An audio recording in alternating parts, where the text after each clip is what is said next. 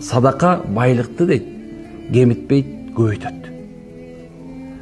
Деп туруп анан түшүндүрмөсүн берет да. Бирок эми дейт, силер садака берип коюптумда сүйүнбөгүлө дейт. Садаканы алып койгондон сүйүнгүлө дейт да. Эмне үчүн антип болду? Анткени эгер Алла тоофик бербесе, сен садака бере албайт элең. Эми ошондой эле ар бир эркек, ар бир аял, ар бир ата-эне өзүнүн карамагындагыларына кылган кызмат үчүн Алланын алдына ажырын, сообун сөзсүз алат. Кааласа бул дүйнөдө алат, кааласа ахиретте алат. Ошонун себебинен эч качан мынекен мындай бир колко кылып, мен кылып атпаймбы, мен кылдырып атпайм, мен кылбадымбы деген нерсени унуткула. Жашооңорду лексикондон алып салла да, күнүмдүк сүйлөп аткан сөзүн алып салла.